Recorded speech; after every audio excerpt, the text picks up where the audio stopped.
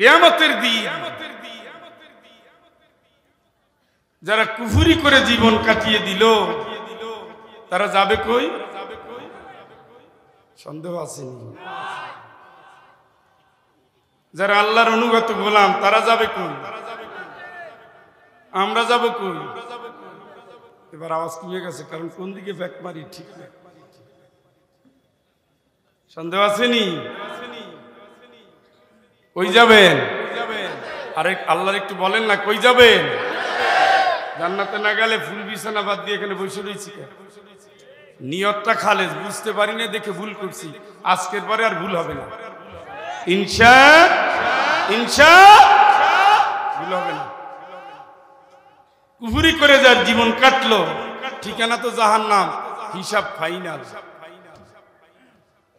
এখন তাকে লোহার 70টা ডান্ডা বেড়ি পড়ানো হচ্ছে। কয়টা? উত্তর দিতে হবে বন্ধু, কয়টা? জাহান্নামের জন্য প্রস্তুতি নিয়ে রওনা দিচ্ছে, আর তার বাবা মা কয়েকজন মিলে, ধারাবাহিকভাবে বলবো আমি, তারা জান্নাতে যাচ্ছে। ছেলে বলবে, আল্লাহ আমার একটা কথা আছে, আমি জাহান্নামে যাব কেন? আমার বাপ জান্নাতে যায় কিভাবে, মা জান্নাতে যায় কিভাবে, আমি জাহান্নামে যাব কেন? আগে ওনাদেরকে নিয়ে আসো, যেই মানুষের আমারে হিদায়াত থেকে দূরে সরিয়ে দিল। আমি নামাজ পড়ি না, আমারে মারে নাই, দিনের পথে চলি নাই, খাবার বন্ধ করে নাই, হারাম সম্পর্কে জড়িয়েছি, ঘর থেকে তাড়িয়ে দেয় নাই, আমারে যদি টাইট দিত, ধমকাতো, রাগ করতো, সত্যিকারের শিক্ষা দিত, তাইলে তো আমার চরিত্র নষ্ট হতো না। তাইলে আজকে নিয়ে আসো, পাও দিয়া পারাবো, অপমান করব, তারপরে হিসাব পরে। শুনছেন নি? আরে শুনেও না, শুনছেন নি? কে বলবে? কোন দিন? এই সন্তানের সর্বপ্রথম নষ্ট করছে কে? এখন আর কথাই কয় না। দ্বিতীয় কে? নেতা। তৃতীয় কে? ধর্মীয় বুজুর্গ। ধর্মীয় খালি ৮রশি টানে, খালি দেওয়ানবাগ টানে, চরমনাইও না, সার্চিনেও না, ইসলামী আন্দোলন না, জামাত ইসলামেও না, টানে কোন দিকে? দেওয়ানবাগ, যেখানে গেলে পীর সাহেবের পায়ে সেজদা দেওয়া লাগে।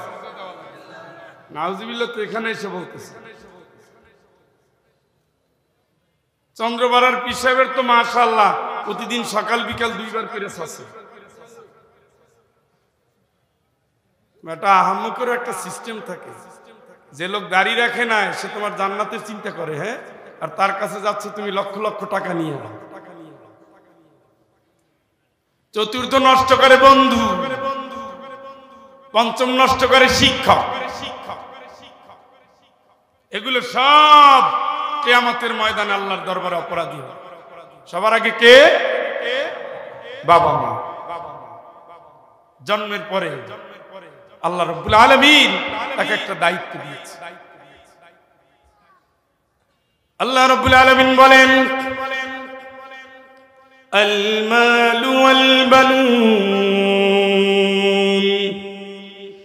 আল মালু ওয়াল বানুন জিনাতুল হায়াতিদ দুনিয়া। সন্তান এবং সম্পদ দুনিয়ার সৌন্দর্য। সুবহানাল্লাহ। যার সন্তান নাই সে বুঝে দুনিয়া কি জিনিস। ইন্নামা আমওয়ালুকুম ওয়া আওলাদুকুম ফিতনাহ।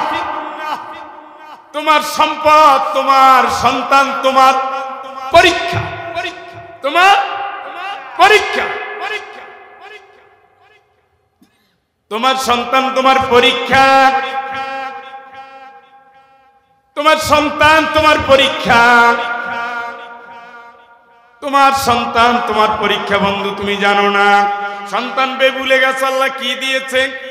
সন্তানটাকে এখন ক্যাডেট স্কুলে পাঠাও, ক্যাডেট কলেজে পাঠাও, সন্তানটাকে এখন দিনের টাইম নাই, তেলাওয়াতের সময় নাই, তরবিয়াতের সময় নাই। সন্তানরে ডাক্তার বানাও কিন্তু নেককার বানাও না, সন্তানরে ইঞ্জিনিয়ার বানাও, রডের বদলে বাস দেয়। কথা বলেন, সন্তানরে ডাক্তার বানায় নেককার বানায় না।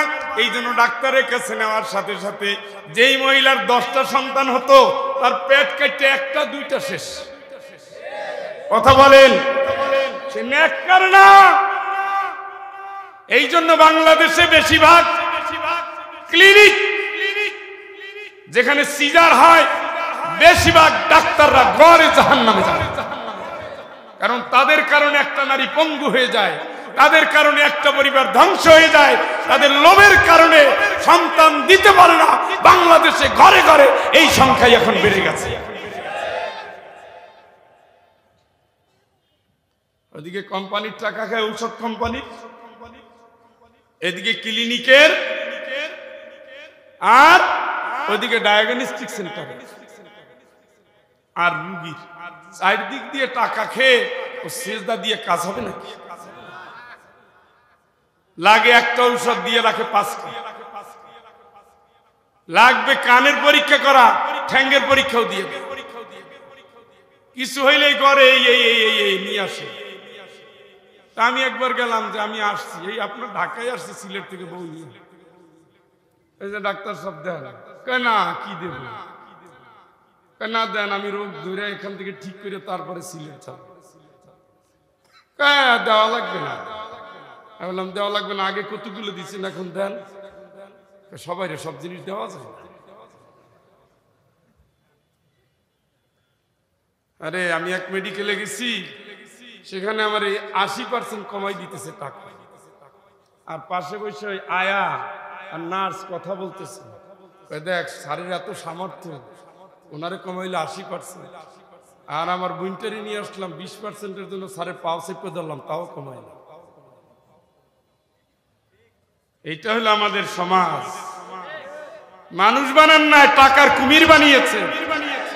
সন্তান নাই, স্বামী স্ত্রী 2 জন ডাক্তার, রুগী দেখে যেদিন কম সেদিন মাত্র 100, রাত্র 3টা পর্যন্ত, 3:30, 4টা পর্যন্ত দেখে। টাকা 10 টাকা, কম নেওয়ার কায়দা নেই। বললাম মহিলার সাথে বেশি কথা না, মহিলা তো আমার বউ ডাক্তার, আর আমারটা হইলো ওনার স্বামী। ছেলে মেয়ে কয়জন ভাইজান? আমার বউ খালি পরের সন্তানের জন্য দান্দা করে, আমার একটা দিতে পারলো না। বললাম এত টাকা দিয়ে কি করবেন? বাইরে এটা তো টাকার নেশা, এখন আর কিচ্ছু না। কি কি যার ব্রিফকেসের ভিতরে 5 কোটি টাকা পাওয়া যায়, এই টাকাটা তার কাছে কি নেশা? যার 600 বাড়ি আছে পৃথিবীতে, আছে না? মাত্র বাংলাদেশ ফকির দেশের একটা এমপি, বাড়ি কয়টা? এটা কি থাকার জন্য, ঘুমের জন্য? ওই লোকটা 6 মাস কোনো বাড়িতে থাকতে পারবে না, কারণ এত হায়াত সে পাবে না। একটা মানুষ যদি 3 মাস করে 600 বাড়িতে থাকে, কত বছর লাগবে? 4 বাড়িতে 1 বছর। কথা কয় না? 4 বাড়িতে কয় বছর? 4 বাড়িতে যদি 1 বছর হয়, 600 বাড়িতে কয় বছর লাগবে? ওই লোকটা তো 50 বছর পার হয়ে গেল। নেশা। ওই যে হাউন আঙ্কেল আছে না, হাউন আঙ্কেল রাত্র 3টা পর্যন্ত বসে থাকে, জাল টাকা কিনা, ছেঁড়া ফাটা কিনা গুইনা গুইনা দেখে। এই সরাও, এইটি 20,000 এখানে, ছেঁড়া ফাটা টাকা আনছো কেন? ব্যাংক থেকে যা দিছে। টাকার জন্য আমার ঘুম আসে না, আর তুমি ছেঁড়া ফাটা টাকা দিবে, বেইজ্জতি করো না, ভালো টাকা নিয়ে আসো। এখন তো তারা সব দুধে ধোয়া। ভালো মায়ের ভালো সন্তান হইলে এগুলা হয়। কথা কন না কেন? মানুষে মাইরে টাকা নেয়, সভ্য সন্তান হয় নাই। কাস্টমারে ঠকাই টাকা নেয়, সভ্য সন্তান হয় নাই।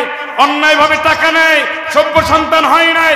ক্লিনিক থেকে টাকা নেয়, ব্যাংক থেকে টাকা নেয়, জাতির আমানত থেকে খেয়ানত করে, প্রত্যেকটা জায়গায় তসরুফ করে। আল্লাহর কসম, এই বাড়ির সন্তানের বাপ মাতার দায়িত্ব পালন করে না। নিয়ে আসো। নবী বলেছেন, ওই আল্লিমাহুল কিতাব ইযা ক্বালা, কইছে যখন কোরআনের ট্রেনিং দাও, সুবহানাল্লাহ খান। এগুলো কিসের? এগুলো কি? এগুলো কি? মইরাও শান্তি, সুবহানাল্লাহ খান। এ যখন তেলাওয়াত করবে হাতুড়ি দিয়ে তো ডান্ডা চলতেছে, ইয়াসিন ওয়াল কুরআনিল হাকীম, দইরা কিন্তু আছে, মারতে পারতেছে না। কারণ সন্তান যখন দোয়া করে তখন বাপ মায়ের আঘাত বন্ধ হয়ে যায়। সুবহানাল্লাহ। একটা হাফেজ বাপ মাকে মিনিমাম 12 ঘন্টা নিরাপত্তা দিতে পারে, সুবহানাল্লাহ।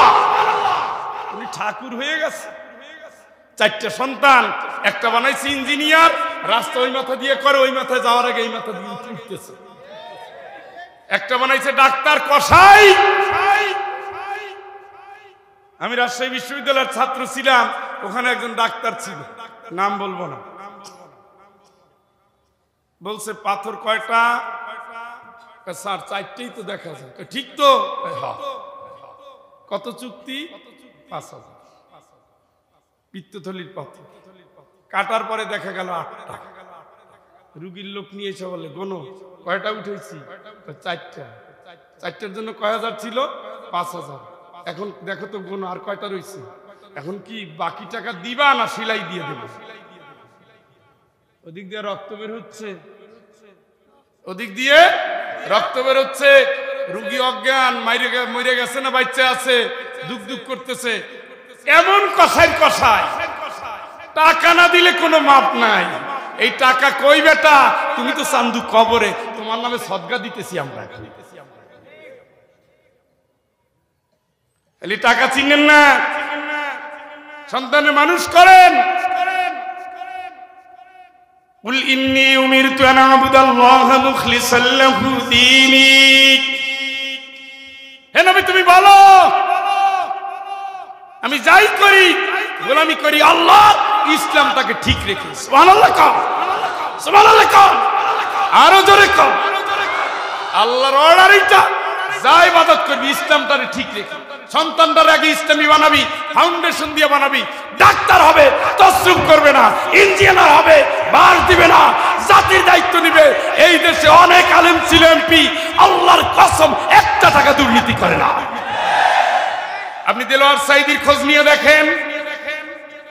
আমার ওস্তাদ ছিলেন মুফতি মাওলানা আব্দুস সাত্তার, জিকরগাছের এমপি ছিলেন মুহাদ্দিস আবু সাঈদ। আপনি খোঁজ নিয়ে দেখেন সিলেটের মাওলানা ফরিদউদ্দিন চৌধুরী, আপনি খোঁজ নিয়ে দেখেন মাওলানা মতিউর রহমান নিজামী। এই দেশে যারা আলেম হিসাবে দায়িত্ব নিয়েছে, একজনের নামে কোনো দুর্নীতির কোনো সুযোগ নাই, মামলা দিতে পারে নাই। এই দেশে যারা এমপি ছিল, প্রায় এমপির বাড়ি ছিল টিনের ঘর। এই দেশের এমপি যারা ছিল, জাতির ছিল আমানতদার, তাদের এলাকায় কোনো ব্রিজে কোনো টোল দিতে হয় নাই। তাদের এলাকায় কোনো চাঁদাবাজির সুযোগ ছিল না, তাদের এলাকায় কোনো মাস্তানির সুযোগ ছিল না, ঠিক না? তাহলে কি প্রমাণিত হয়? আল্লাহর ভয় যার হৃদয়ের ভিতরে আছে, সেই লোকটাকে জাতির সর্বশ্রেষ্ঠ জায়গায় দিল, তারা কোনোদিন দুর্নীতি করে না। ছেলে একটা বানাইছে ক্যাডেট। তো সেদিন গেলাম রংপুরে, শুনতেছেন তো? কই গেছি? রংপুরে ক্যান্টনমেন্টের 3 নম্বর গেটের সামনে হাফিজি মাদ্রাসার মাহফিল। তো বিকেলবেলা আমি চান্স পেলে একটু হাঁটি, আমার একজন নিয়ে গেছে, স্যার চলেন যাই ঘুরি। দেখাচ্ছ ওই যে বিল্ডিং, ওই যে। বললাম হ্যাঁ দেখা যাচ্ছে তো নতুন বিল্ডিং। কইটা স্যার? বৃদ্ধাশ্রম। আমি বললাম ওইটা বৃদ্ধাশ্রম কেমনে হইলো? ওটা তো আর্মিদের, ক্যান্টনমেন্টের এর ভিতরে। আর্মিদের জন্য আবার বৃদ্ধাশ্রম কেন? ওখানে আর্মি অফিসারের বাপ মায়েরা থাকবে। কি গো ও কাকু, কি হলো? বুয়েটে পড়াইছেন, ইঞ্জিনিয়ার বানাইছেন, আর্মি অফিসার, তোমার 4 রুমের ভিতরে তোমার জায়গা হয় না। ওই জাতীয় সন্তানের বাপ হওয়ার আগে তোমার মরা উচিত ছিল। আল্লাহর কসম, সারা বাংলাদেশের ঘরে ঘরে খোঁজ নেন, একটা আলেম হাফেজ কারীর বাপ মা কোনোদিন বৃদ্ধাশ্রমে থাকে নাই, ঠিক না? তাইলে আপনার জীবনের ইনভেস্টটা তো শেষ। দোয়া করার টাইমে ও রুগী দেখবে না, দোয়া করবে। ও নামাজে দাঁড়ায় হিসাব করে 25 জন ডাক্তার রুগী সিরিয়ালে আছে। আর ওই যে হাফেজটা আলেমটা, এই যে ছোট্ট ছোট্ট আল্লাহর গোলামেরা নামাজের পরে দোয়া করে, হাঁটতে গিয়ে দোয়া করে, হাফেজরা চলতে গিয়ে দোয়া করে, খেলতে গিয়ে দোয়া করে। সবাই ঘুমায়, হাফেজরা তেলাওয়াত করে।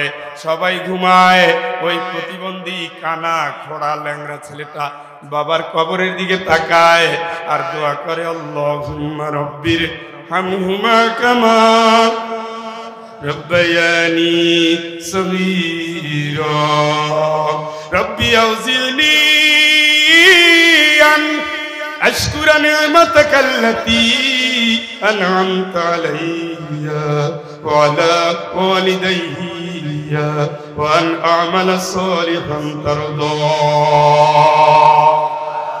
হায় 6টা 7টা সন্তান, কি নিয়ে আপনি যাচ্ছেন? ইয়াকুলু ইয়া লাইতানি কদ্দামতু লিহায়াতি,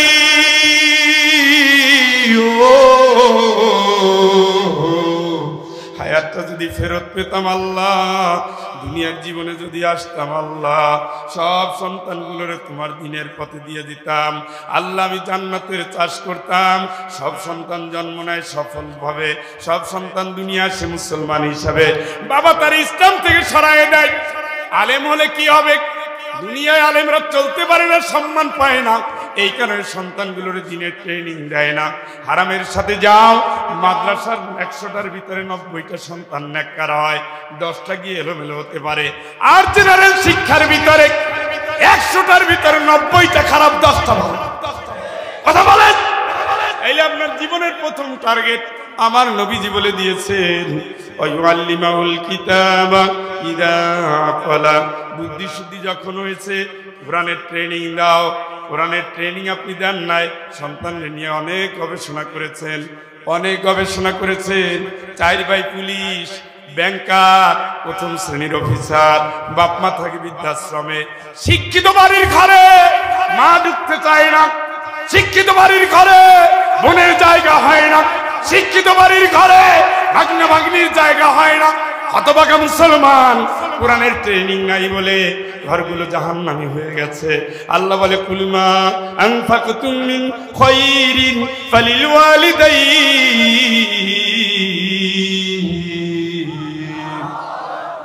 নবী তুমি বলো, ওরা যা ব্যয় করবে সবার আগে বাপ মা, সবার আগে বাপ মা, সবার আগে বাপ মা। আলেমরা বাপের দিয়ে খাওয়ায়, মায়েরে খাওয়ায়, বোনেরে খাওয়ায়, ভাইরে খাওয়ায়, নিজে খায়, আল্লাহর জন্য কান্দে। কথা বলেন, কি সন্তান বানাইলা? ইযা মাতাল ইনসান ইনকাতা আনহু আমালুহু ইল্লা মিন সালাসা।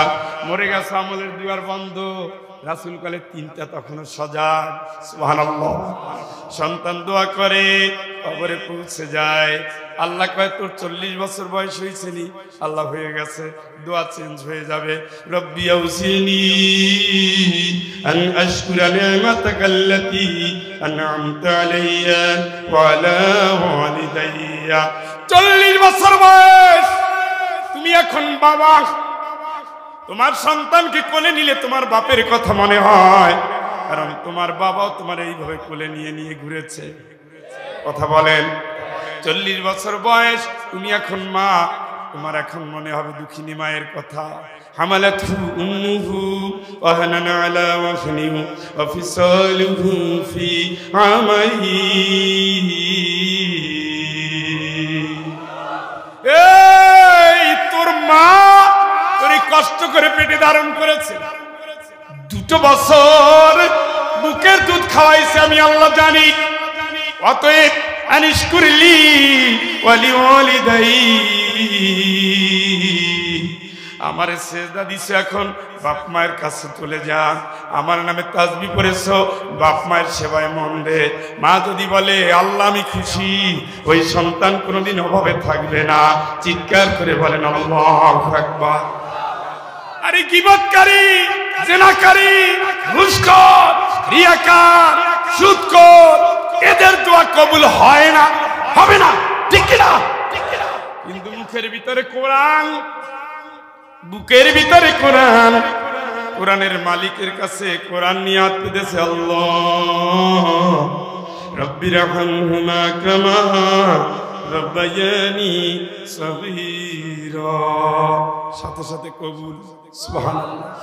তাহলে কি রেখে যায় ও মানুষ, কি রেখে যান ও মরণ পথের যাত্রী, কি রেখে যান, কি রেখে যাচ্ছেন? আমার ছেলে সংসদ সদস্য, তোমার হয়েছে কসু। তোমার ছেলে সংসদ সদস্য রাতের ভোট দিনে, দিনের ভোট রাত বানায় ফেলাইতেছে। একটা পিয়ন নিয়োগ দেওয়ার আগে লক্ষ লক্ষ টাকা নিতেছে। তোমার ছেলে ফুটানি করিও না, প্রত্যেকটা বিল্ডিং হওয়ার আগে বাহিনী এসে চাঁদা নিয়ে যায়, সেই বাহিনীর নেতা তোমার ছেলে। তোমার আর সেজদা দিয়ে কাম হবে না, ধরতেছে বুঝলা। দাড়ি লম্বা রাখা আব্বা ছেলে বিচার করে, আব্বা সেখানে সভাপতি। কি সুন্দর একটা বেজাইতে সন্তানের বাপ। শেষ করে দেব। তাইলে এক নম্বরে নষ্ট করে কে? বাপ মা।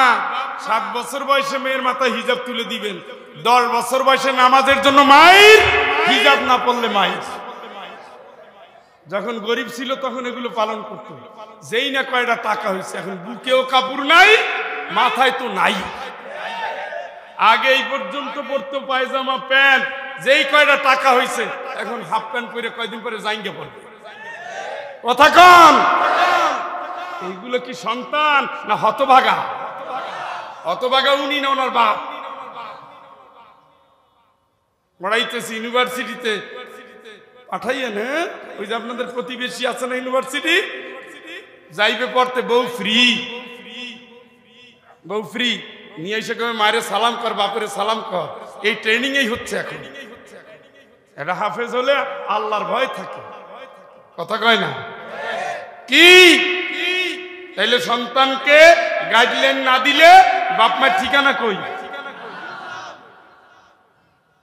দেখছেন, আমি জানি না মানুষ এইসব আওয়াজ শুনবে না।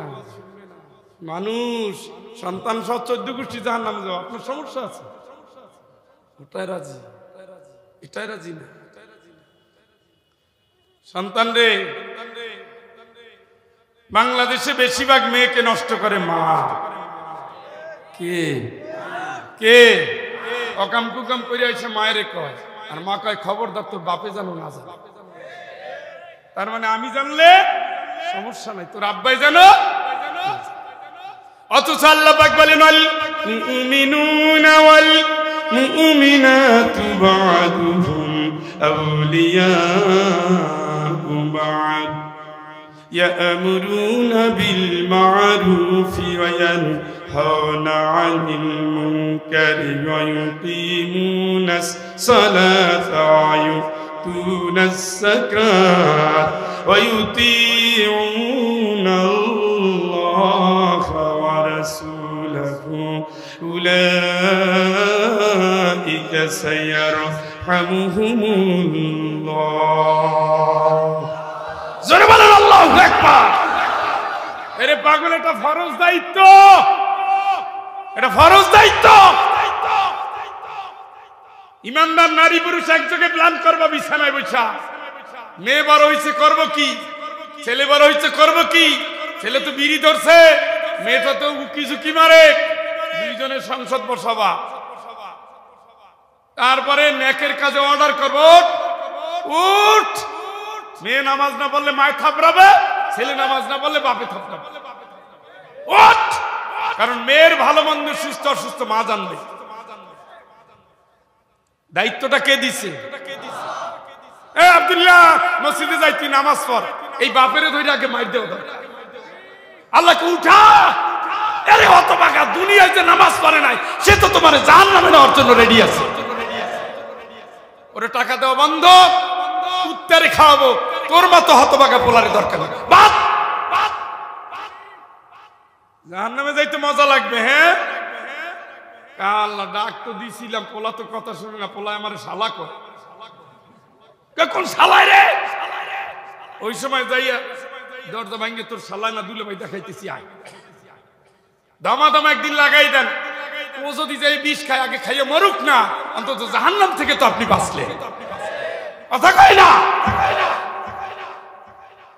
পর্দা করে না, উকি ঝুঁকি মারো কা, এই বুকের কাপড় নাই কা, চুলের মুঠি ধরে প্রথমে মাই কয়েক দফা দিয়ে দিবে, কিন্তু ও এই বয়সে একটু এদিক সেদিক করে, মানে ওনারও চরিত্র ওইরকম ছিল, লাইসেন্স দিয়ে দিচ্ছে।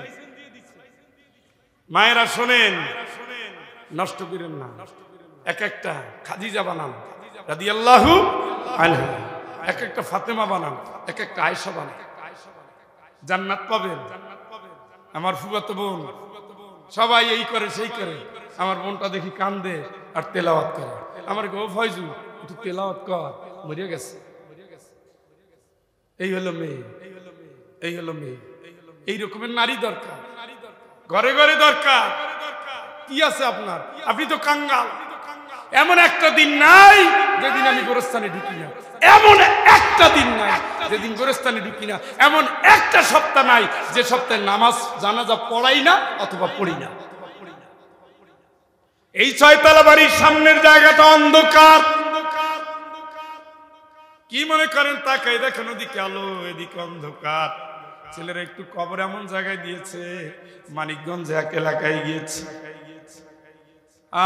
লোকটা কত ভালোবাসতো, এই সাবান নামা বাজারে ব্যবসা করে, যে কালে কেউ 5,000 টাকাও দেয় না, 10,000 টাকা দিছে, দেওয়ার পরে আরো 2,000 টাকা দিছে, ছেলের কাছে আরো 1,000 টাকা দিয়ে বলে হুজুরকে ভালো করে খাওয়াই দিবি, আর হোন্ডা দিয়ে বলছে যত দূর যায় গাড়ি না পাওয়া পর্যন্ত প্রয়োজনে টাঙ্গাইলে আগাই দিবি। লোকটার এই পাগলামি তৃতীয়বার এরকম করলো। বললাম আপনার হয়েছেটা কি, আপনি আজকে এরকম করেন কেন? হুজুর দোয়া করেন, ভালো লাগতেছে না এবার। কয়দিন পরে শুনলাম বিদেশ থেকে চিকিৎসা নিয়ে আসছে, মারা গেছে। এত ভালোবাসলেন, গেলাম তার কবর দেখতে। ওরে আল্লাহটা কি মানুষ যেতে পারে? হাঁটতে হাঁটতে হাঁটতে হাঁটতে এমন জায়গা গিয়েছে শিয়াল ছাড়া কোনো মানুষ যায় না, কোনো মানুষ যায় না। গতকালকে নোয়াখালী, তার আগের দিন লক্ষ্মীপুর গিয়েছি। রাস্তার পাশে পাশে পাশে পাশে গোরস্থান, একটা সালাম শেষ করার আগে আর একটা গোরস্থান, আবার সালাম শেষ করার আগে আর একটা গোরস্থান। কত প্রয়োজন চাউল, গোস্তের চেয়ে চাউলের দাম সস্তা, স্বর্ণের চেয়ে চাউলের দাম সস্তা। দুনিয়ার মানুষের যত প্রয়োজন সব বেশি, যার যত বেশি প্রয়োজন আল্লাহ সেইটা তত বেশি সস্তা করে দিয়েছে। সুবহানাল্লাহ। গুণ কত নিয়ামত দিয়ে আল্লাহ জীবনকে পূর্ণ করে দিয়েছে।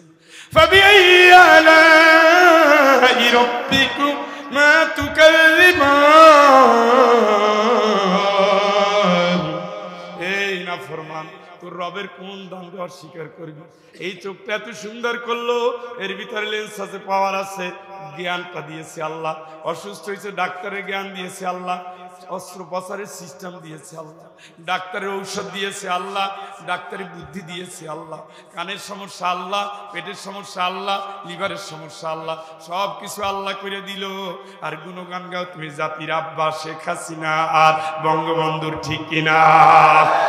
আরে আল্লাহর কসম করে বলি, কিয়ামতের ময়দানে হাত কামড়াবে আর বলবে আহারে হায় হায় হায়, ইয়াকুলু ইয়া লাইতানি ইত্তাখাযতু মা'আর রাসূলি সাবিলা। ও আমি কেন নবীর দলে ছিলাম না? ওই লোকটারে কেন বন্ধু বানাইলাম? ওটা তোমার নষ্ট করে দিয়েছে। লাকাদ আদাল্লানি আনিল যিকরি মা'দা ইয জাআনি। আগে আমি কোরআন তেলাওয়াত পড়তাম, ওর পাল্লায় পড়ে তো কোরআন তেলাওয়াত হারাইছি। কত মাহফিলে যেতাম, চোখের পানি ফেলতাম, আল্লাহর কাছে কাঁদতাম, আমি তো সেটাও হারিয়ে ফেলেছি। আমি তো ইসলাম থেকে দূরে সরে গিয়েছি, আলেমদের নামে মামলা দিয়েছি, আলেমদের ফাঁসি চাইছি, আলেমদের কষ্ট দিয়েছি, বাড়ি ছাড়া করেছি, বুলডোজার দিয়ে ভেঙে দিয়েছি, মামলার পরে হামলা করেছি, দোকানটা বন্ধ করে দিয়েছি, বাড়ি ছাড়া করেছি, মেয়েটারে বিয়ে দিতে দেই নাই, বউর হাতের খাবার খেতে দেই নাই, কারাগারে রাত অনেক জন্য বাধ্য করেছি। কেন করলাম? কেন করলাম? কেন করলাম? আল্লাহর কথা কেন শুনি নাই, রাসূলের কথা কেন শুনি নাই? ও বন্ধু, কাইন্দা কিন্তু কাজ হবে না, হবে না। ইয়া লাইতাহা কানাতিল কাদিয়া, ও আমার যদি আজকে বিচার না হতো, আমার যদি আজকে বিচার না হতো, আমার যদি আজকে বিচার না হতো, আমার যদি আজকে বিচার না হতো, ওয়ালাম আদরি মা হিসাবিয়া, আমার যদি আজকে হিসাব আল্লাহ না নিত, আল্লাহ যদি হিসাব না নিত, আল্লাহ যদি হিসাব না নিত, ইয়াকুলু ইয়া লাইতানি কদ্দামতু লিহায়াতি,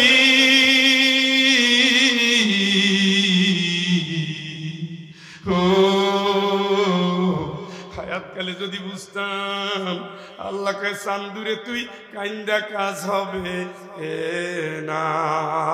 আজ মরলে কাল 2 দিন বন্ধু, জানো না প্রাণ বন্ধু রে, আজ মরলে কাল 2 দিন তুমি জানো না। মরার পরেই সব লাগবে, বুঝেও কেন বুঝো না দরদি, আজ মরলে কাল 2 দিন তুমি জানো না। আফসোস ওই দিন করে লাভ নাই, আল্লাহ কলবের ওরে ধরে বান আগে বাঞ্জল হায়াউমাইযিল্লা ইউআযিবু আযাবাহু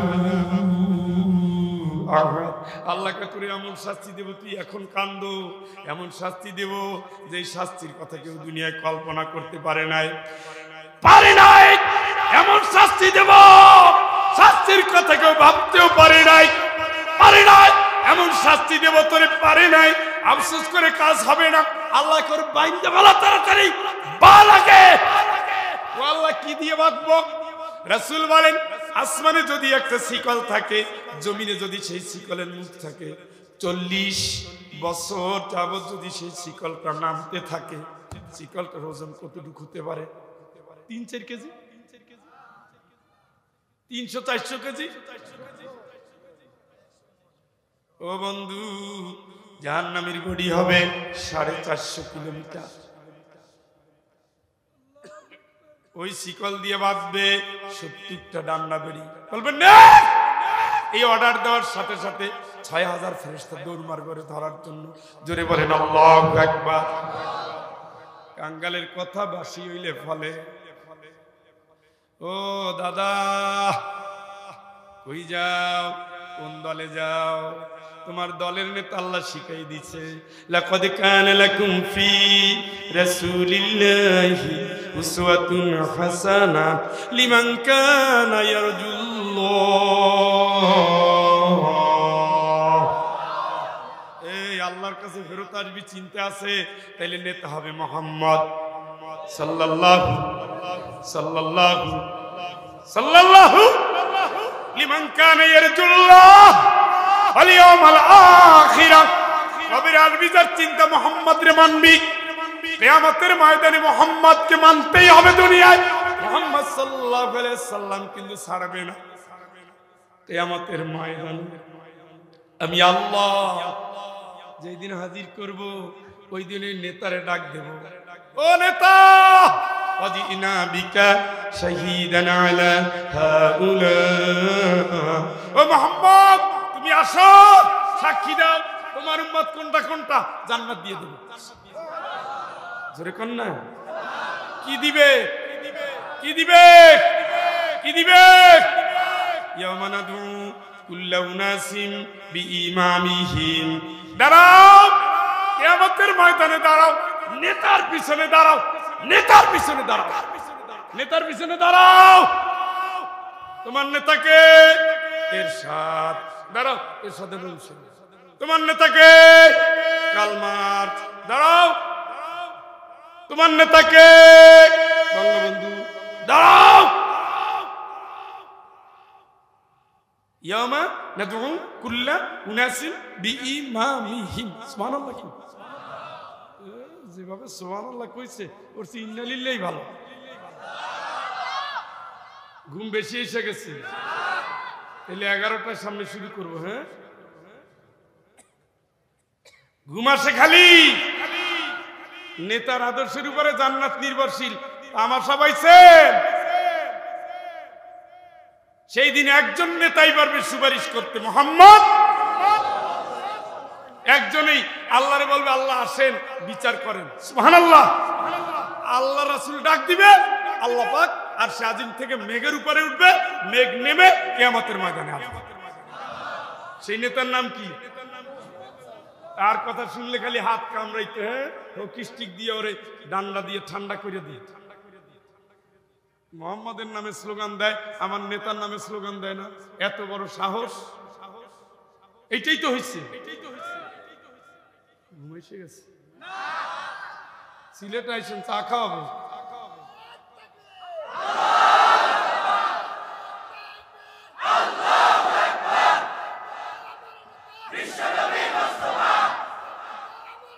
হ্যাঁ ঠিক আছে, কিন্তু আমি নিয়ত করেই বের হয়েছে আজকে স্লোগান দেওয়াবো না, যেহেতু আমার আগে স্লোগান পর্ব শেষ হয়েছে, আমি আর দেওয়াবো না। কথা একই বলবো, স্লোগান স্লোগান যেন মানুষ বুঝতে পারে কি ঠিকের যে আলামত। এখন তো সেই মুস্তাক ফয়েজ হুজুরে লাগতো, কথা একটা মনে পড়ছে, কই লাইতাম।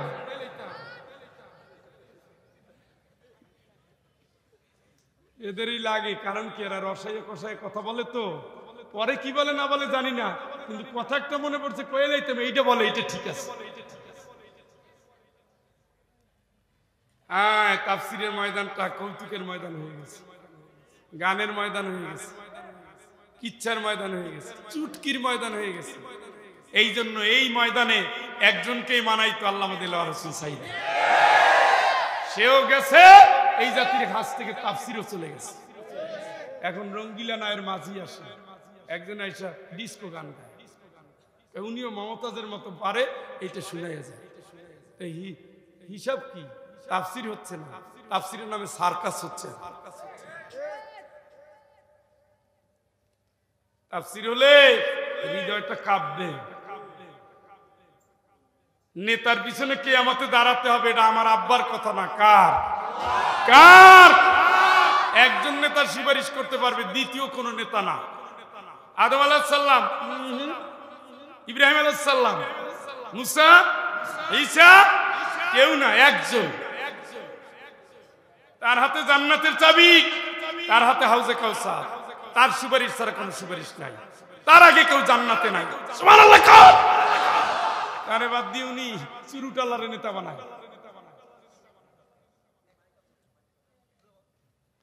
ওরে বাসরে, ভাবছিলাম যে তোমরা যাই খাইয়ে লই ঘুমাই গেছো, আসছো না? তোমরা যে আসছো এটার বলা লাগে, টের পেয়ে গেছি এমনিতেই। কথা বুঝা যায়? দুনিয়ার নেতার সাথে আখিরাতে কাজে লাগবে। ও ভাই, আমার এই 16 বছরের অভিজ্ঞতায় আমি বলি, বিএনপি কোনোদিন, আওয়ামী লীগ কোনোদিন বিএনপির জন্য সুপারিশ করে না। কি মনে হয়? জামাতের জন্য করছে? কারণ কি? বিরোধী দলের জন্য কোন সরকারি দল সুপারিশ করে না। কিয়ামতের দিন সরকারি দল হবে মুহাম্মদ, আর সবগুলো ইসলাম বিরোধী, আল্লাহ বিরোধী, কোরআন বিরোধী, ঠিক কিনা? ওদের সব টার্গেট হলো ক্ষমতার মালিক জনগণ, আর ইসলামপন্থীদের টার্গেট হলো ক্ষমতার মালিক আল্লাহ। দল কয়টা? দল কয়টা? দল কয়টা? মনে থাকে যেন, ফারিকুন ফিল জান্নাত ওয়া ফারিকুন ফিস সাইর। এক দল যাবে জান্নাতে, আর এক দল যাবে জাহান্নামে। জান্নাতে যাবে নবীর দল, শহীদের দল, ইসলামপন্থী আলেমদের দল, আল কোরআনের কর্মী দল, ইসলাম নাম আছে এমন দল, ঠিক কিনা? আপনি এমন দল করেন যে দলের ভিতরে ইসলামের ইও নাই, আসেনি? সকল ক্ষমতার উৎস জনগণ। এটা হলো একটা শিরক, সরাসরি সরাসরি শিরক। ইন্নাহু মাইয়ুশরিক বিল্লাহ ফাকাদ হারামাল্লাহু আলাইহিল জান্নাহ। জোরে একবার বলেন নাউজুবিল্লাহ। শিরক করবি আল্লাহর সাথে, জান্নাতের দুয়ার হারাম, হারাম। ক্ষমতার মালিক কে? তাইলে যারা ক্ষমতার মালিক জনগণ মনে করে, তাদের পিছনে আর কয়কাল স্লোগান স্লোগান তো ধরবেন, দুইটা দলে বিভক্ত হবে। মুহাম্মদ সাল্লাল্লাহু আলাইহি ওয়াসাল্লাম তার দলের কর্মীগুলো নিয়ে যাবে, আমার মতো চক্ষু নক্ষু যাই বলবে, ইয়া রাসূলুল্লাহ আমি তো আপনার দলের কর্মী, প্রমাণ দাও। মিষ্টি কুমড়া খাইছি, লাউ খাইছি, জিলাপি খাইছি, যত ছিল সব খাইছি, মিলাদ করে শুয়ে পড়ছি, দৌড় করতে করতে ফানা ফিল্লে হয়ে গেছি, আমি আপনার দলের কর্মী। রাসূল তো খুশি হইয়া ওই সময় তারে এটা বলবে নাকি? রাসূল বলবেন কই আমার আল্লাহ পাঠিয়েছেন লিউযহিরাহু আলাদ দীনি কুল্লিহি ওয়ালাউ কারিহাল কাফিরুন। কাফেররা চায় না, মুশরিকরা চায় না, আমি আল্লাহর জমিনে আল্লাহর দ্বীন কায়েম করার জন্য এসেছিলাম। এই জন্য আমি রক্ত দিয়েছি আল্লাহর জন্য, ইসলামের জন্য। আমি মার খেয়েছি ইসলামের জন্য, আমি কারাগারে গিয়েছি ইসলামের জন্য, মৃত্যুদণ্ডের আসামি হয়েছি ইসলামের জন্য, আমি দেশ ছেড়েছি ইসলামের জন্য, আমি তরবারি ধরেছি ইসলামের জন্য, আমি 29টা যুদ্ধে অংশ নিয়েছি ইসলামের জন্য। কথা বলেন, যার জীবনে ইসলামের কথা বলেছেন জেল নাই, 1 নম্বর বাতিল, জুলুম নাই, 2 নম্বর বাতিল, দেশ ছাড়া নাই, 3 নম্বর বাতিল। যার জীবনে দেশ ছাড়া নাই, জেল নাই, জুলুম নাই, যার জীবনে কষ্ট করে রাস্তায় দিন কায়েমে নামেন নাই, আল্লাহর কসম করে বলি এরা ইসলামের নাম নিয়ে মুনাফিকি করেছে। ইসলাম কোনোদিন এই জাতীয় সুবিধাবাদকে পছন্দ করে না, ঠিক কিনা? রাসূলের আন্দোলনের কর্মী হতে গেলেই জেল, জুলুম, দেশ ছাড়া, ফাঁসি, এর কোন একটা না একটা থাকতেই হবে। আল্লাহ ইসলাম ইসলাম বলি, আমার জন্য রিলিফ ফ্রি, পাহারাদার পাঠাই দেয়, র্যাব, পুলিশ, আর্মি, যৌথ বাহিনী, মেডিকেল টিম, ওয়াসা, এত দেয়। আর একজনেই আশুলিয়ার কোনায় নারায় তাকবীর বললে চতুর্মুখী হামলা একসাথে শুরু হয়। সুবিধাবাদ কোনোদিন ইসলাম না। ইসলাম টিকে থাকে দিনের বিজয়ের ভিতর দিয়ে, দিনের বিজয়ের কারিগরেরা বাতিলের হাতে নির্যাতিত না হওয়া পর্যন্ত। সেই দিন কোনোদিন পূর্ণ দিনে পরিণত হয় না, ঠিক না?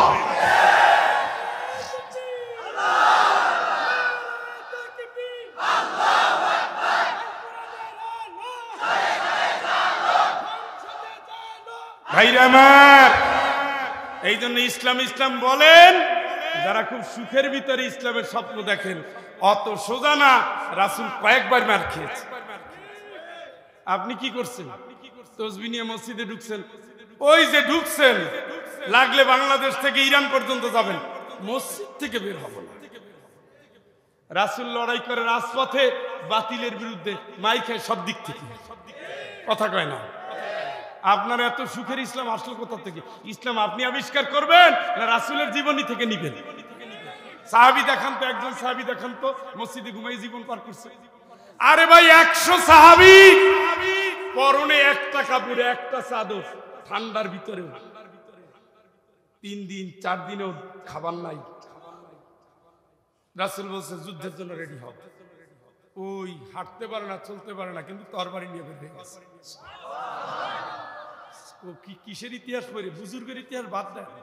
খানকায় ঢুকছে তো ঢুকছে, ফানাফিল্ল হয়ে যাইতেছে জিকির করিয়া,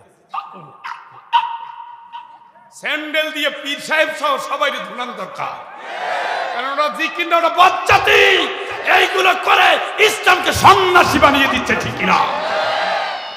সত্যিকারের পীর যারা, তারা এই সমস্ত ভণ্ডামিতে বিশ্বাস করে না। জিকিরের নামে যত অরাজকতা চলতেছে এই দেশে, ইসলামটাকে বিকৃত করে ফেলেছে। সারা পৃথিবীতে মুসলমানরা হাসির পাত্রে পরিণত হয়েছে। এক একটা পীরের দরবার ওরস শরীফের নামে মহা নষ্টামি, লুচ্চামি, বজ্জাতি, বেহায়াপনার উৎসব শুরু হয়েছে। এগুলো কি পীর না শয়তান? তুমি রাসূলকে চিনো নাই মিয়া? রাসূলকে চিনো নাই?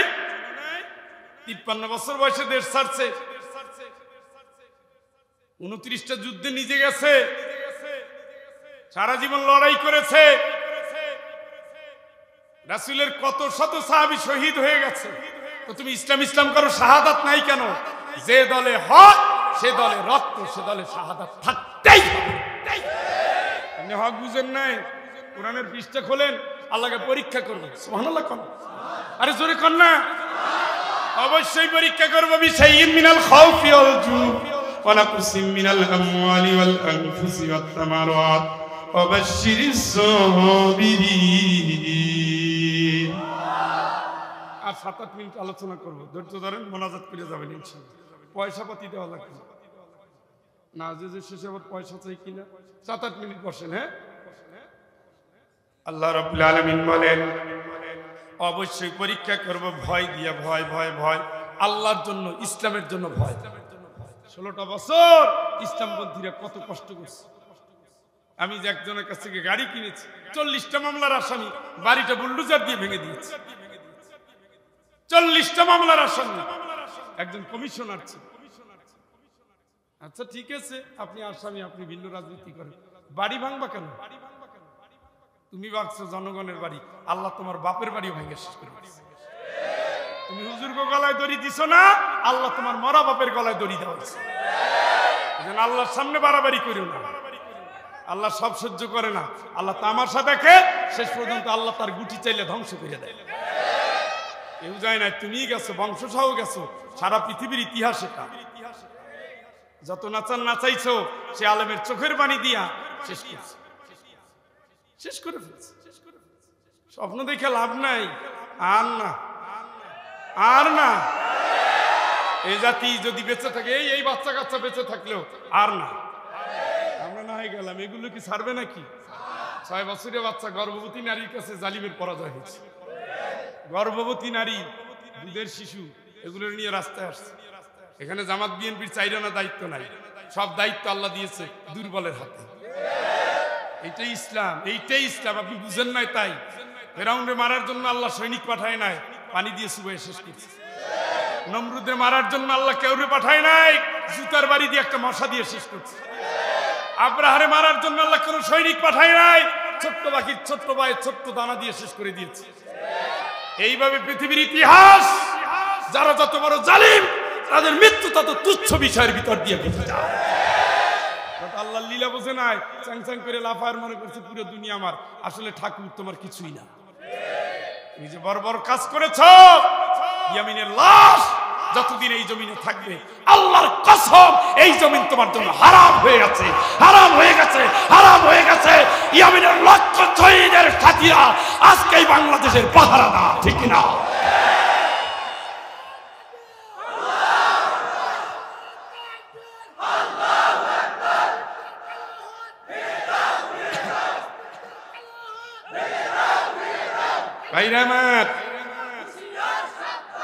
রাসূলের কাছ থেকে আদর্শ নিতে হবে।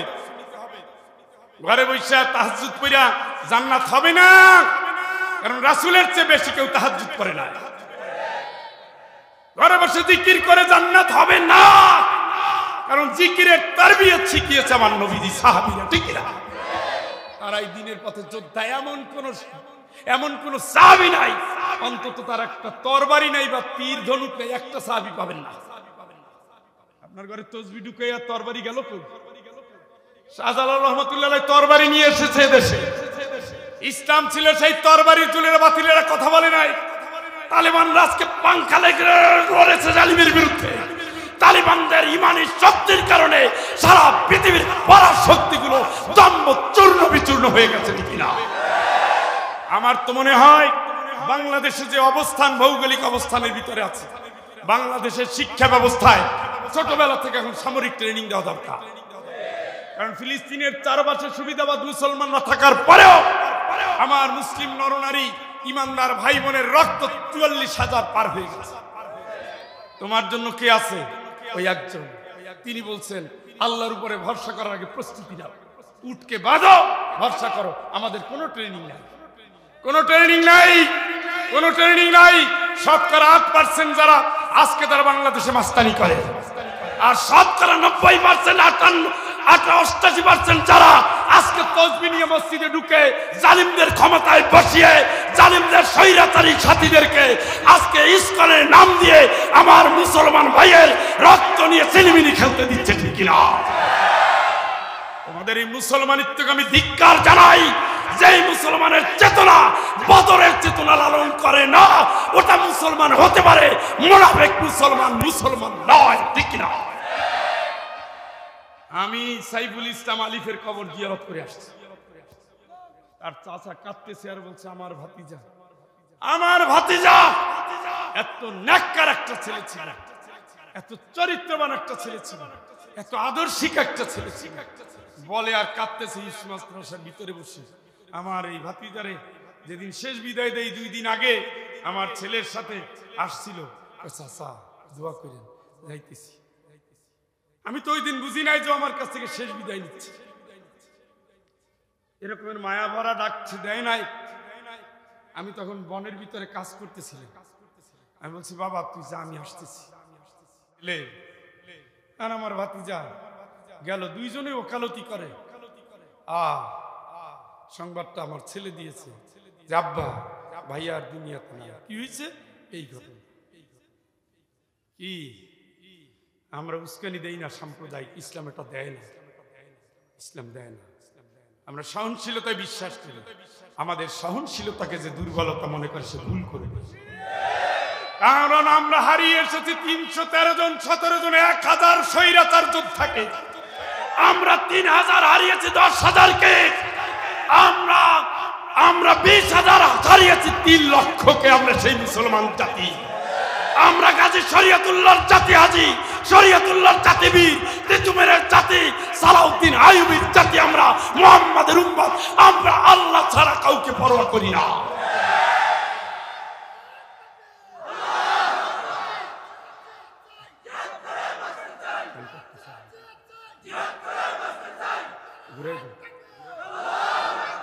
তাইলে নেতা হতে হবে কোরআন থেকে নির্বাচিত। সুবহানাল্লাহ। ঠুন্ডা মুন্ডা নেতা কাছে দিবে না। আর নেতা যেমন করছেন আপনি তেমন করেন। নেতার জীবনে হারাম খাওয়ার রেকর্ড আছে। আপনি হারাম খান কেন? আত্মীয় ঠকানোর রেকর্ড আছে। আত্মীয় ঠকান কেন? নেতা মসজিদের ইমাম, তিনি সমাজের ইমাম, তিনি রাষ্ট্রের ইমাম। সুবহানাল্লাহ। একজন ইমাম রাখার আগে 1000 টিপি করে, আর রাষ্ট্রের ইমাম বানানোর সময় যারে তারে ভোট দেয়। আপনার ইমান আছে নি মিয়া? পেঁয়াজের দাম দিয়েও আপনি ইমান ছিলেন না। এই দোকান বাসে, ওই দোকান বাসে, এই দোকান বাসে, একটা পচা পেঁয়াজ দিয়ে থাপ্পড় দিয়া ওরে ভুটানি একটা তো দিছি 1.5 কেজির ভিতরে। তুই দিলি কে? যে পেঁয়াজ বাটা দেওয়ার পরে মিশে যাবে পানির সাথে, একবেলা খাওয়ার পরে হারাই যাবে, সে পেঁয়াজ নিয়ে আপনার যত দরদ, নেতা নির্বাচনে আপনার সেই দরদ নাই। তখন আপনি জালিম, চুরুট খাওয়া, বিড়ি খাওয়া, নাপাক, মদখোর, ঘুষখোর, নারীখোর, হারাম, দুর্নীতিবাজের নেতা বানায়। আসলে ইমানদার হয়ে বেঈমানের নেতা কেমনে বানান? কারণ আপনি যেমন নেতাও তেমন। আপনি টুপি পরছেন কিন্তু ইমানে ঠিক নাই। তাইলে নষ্ট করে 3 নম্বরে কে?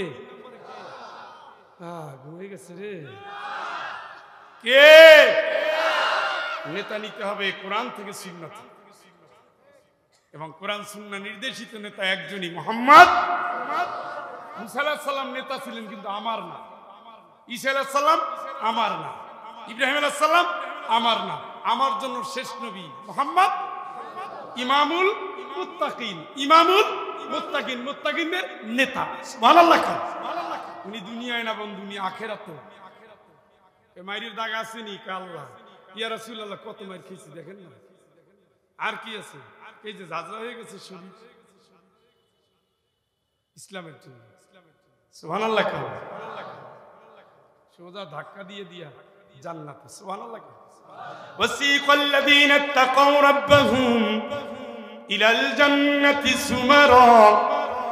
জান্নাতীদের ধাক্কা দিয়ে দিয়ে জান্নাতের দিকে নিয়ে যাবে, আর জান্নাত জান্নাতীকে নেওয়ার জন্য আগে আসতে থাকবে। সুবহানাল্লাহ।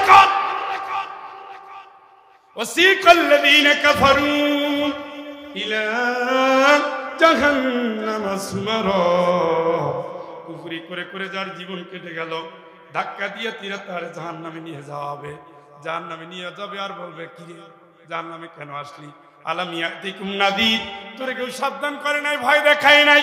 ক্বালু বালা ক্বাদ জাআনা নাযীর ফাকাল্লাবনা ওয়া কুলনা মা নাযালাল্লাহু মিন শাই ইন আনতুম ইল্লা ফি দালালিন কাবীর।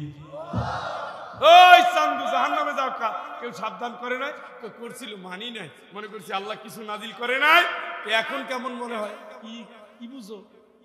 وقالوا لو كنا نسمع أو نعقل ما كنا في أصحاب السعير। জোরে বলেন আল্লাহু আকবার। ওই সময় আফসোস করে বলে হারে হারে হারে হারে হারে হারে, যদি শুনতাম মানতাম জাহান্নামে তো জ্বলা লাগতো না, লাগতো না। ওই সময় কান্দার আগে এখন কান্দে, এখন কানলে গুনাহ মাফ, ওই সময় কান্দে পার পাওয়া যাবে না। এই জন্য আল্লাহ আমাদের বোঝার তৌফিক দান করুক। জোরে বলেন আর একটু জোরে। তাহলে শিক্ষা কি হলো? 1 নম্বরে সন্তানকে নষ্ট করে, 2 নম্বর, 3 নম্বর